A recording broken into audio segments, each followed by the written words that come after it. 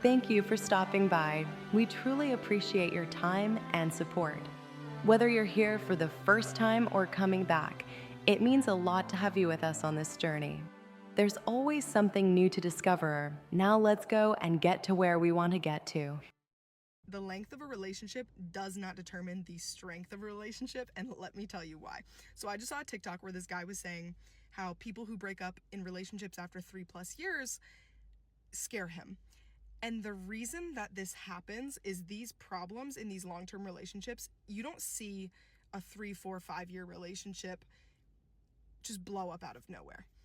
You just didn't know what was going on in the relationship. There's no such thing as a perfect relationship, but there's also no such thing as a great relationship where two people are really meant for each other and then it just blows up out of nowhere. That's not how it happens. What happens is at the very beginning, there's lots of red flags, but maybe you don't notice. You don't pay attention to those. Or you notice them and you ignore them. In my case, I was with a guy for 3 years, and basically what would happen is we'd constantly have these conversations about like, hey, I don't like this, I don't like that, I don't like that. What can we do? And he would be like, oh, I'll change, I'll fix it. Would change for like 2 days and then never will. And then I would just have the conversation with him again, and it would keep happening over and over and over again.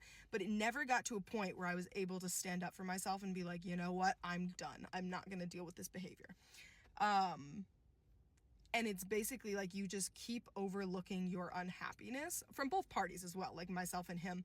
You just continue overlooking all of the things that you hate about the relationship because you're like, oh, it's fine, it's not a big deal. Or you tell yourself, well, this is normal, this is normal, this is normal. You could see a relationship, at least most of us are going to look at a relationship that's been going for 6 months and look at a relationship that's going for 5 years, and you would probably think that the 5 year relationship is stronger. In some cases, yes, that is true if these people are meant for each other, but in a lot of cases as well, that 5 year relationship is not stronger than the 6 month relationship just because they've been together for 5 years. If they're not meant for each other, realistically, that 5 year relationship, they probably fight more, argue more, or they really like build up a lot of resentment, but they don't realize they're building up resentment until eventually it gets to that snapping point and it tips over and it's done. And when it's done, it's done. That's why you see a lot of like short-term relationships eventually, like not eventually, but that's why you see them oftentimes getting back together, because they didn't have all of that resentment and hatred and build up from over 3-4 years. But to answer that guy's question about why they break up after 3 years, that's why. The length of the relationship does not determine the strength of it. Very well put. Unfortunately, that is a very singular matter, and you cannot apply it to most things. Relationships fluctuate in a way where you have no control, and to apply a line like that would be impossible. Most relationships will last as long as you stay together, but that is dictated by many things. And that, of course, would be the first line above. The things that will or won't happen as a consequence of your time in the relationship cannot be structured by length or strength. That has to come from inside you. But if you cannot meet with your partner, then any amount of lines will offer little satisfaction.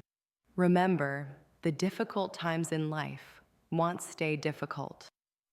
Want to know what will kill a relationship more than cheating on someone? Resentment that builds up when one partner keeps bending and the other person keeps missing it. Resentment is what happens when you start saying, it's fine, even though you are definitely not fine. Or when you stop bringing things up because what's the point? You've tried and it never gets heard. I work with couples who've survived infidelity. And yeah, it's really hard, but what actually ends most relationships? Resentment. It's like a slow erosion that happens when one or both of you give up because you're not being understood. If both partners are willing to work at it, you can totally come back from betrayal. I'd argue that it's way harder to come back from hopelessness. That's why micro repairing is so important. So you're not saving these repair attempts for the big fights. It's in these everyday misses that signal to your partner, I still care. I still want to get this right with you. So if this landed for you, comment repair and I'll send you a free PDF with tons of scripts that will help you come back after a fight. The micro repair syndrome is used when small just isn't small enough. How do you know when to apply this interjection? The professional will make you think that you must work this implication out, with their assistance. What does it all mean? Well, to begin, one must come to terms with the problem. Resentment doesn't mean much in the real world, but when you've got friends, coworkers, associates, perhaps even lovers, you must operate outside the realm of resentment. You see, every one of your contacts will attempt to use you without regard. It is up to you to allow who comes in and who goes out, henceforth, usage of your valuable time. The real enemy is overcoming resentment. It is powerful, but so are you. There is a hidden definition waiting for you. It belongs to your inner self. And to end, of course, you have to know how to enter it to be able to see and feel the power I just described.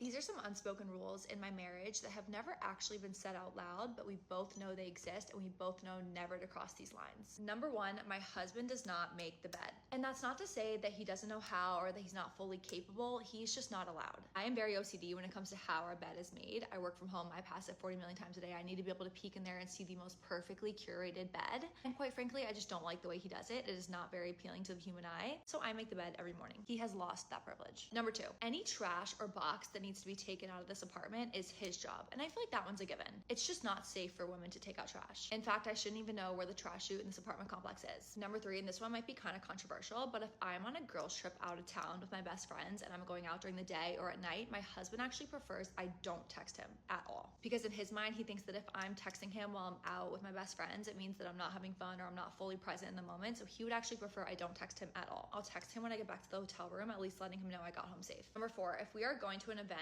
or we're on vacation and my dress needs steaming, that is his job. I don't even want to know where the on and off button on a steamer is or how to even operate one. Especially if I'm running late, oh my God, I can't even fathom steaming my own dress. Like that would send me over the edge. So he is our steamer for both his clothes and my clothes. Next one, cooking. I probably cook 80% of our meals because number one, I love cooking. Number two, I'm really good and I'm really fast at it. And number three, it calms me down after a long day. So I'm the chef. Next up, anything finance or investing related or having to do with our banks is my husband's job. It's not to say that I don't contribute, it's just that I don't necessarily care to know how any of that works. Next one, if coffee needs to be made in the morning, I make the coffee. It's just better for both of us that way. Next up, travel. If there's ever a time where we need to book flights, that is his job. I don't concern myself with the booking of the flights. I will plan the itinerary once we get to our destination, but how we get there is up to him. Last one, if we are driving somewhere together and taking my car, he is still the driver. I feel like that one's a pretty obvious one amongst relationships, but at the same time, he doesn't think that he's gonna arrive to his destination in one piece alive if I drive us. So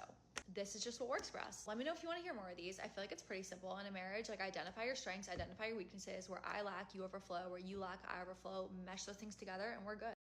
Lucky girl. In this case, she must follow the mold that she and her husband have created. To you or anyone else, it may not seem practical or even doable, but to her, once it's in her checklist, the rules become instinctive. She seems to have a simple but workable strategy. With the correct path, her objective to follow a simple daily plan should work. There is only one approach which will serve her, walking through the tight ropes and being careful never hurt anyone. Thank you for your valuable time today. It is our choice that we spend this time together. While you may or may not see some of these videos for what they are, always remember these are only choices that are given to us to make our best decision. We don't know whether they're winners or losers, no one does. It is simply an abstract thought trying to make you think. Thanks again.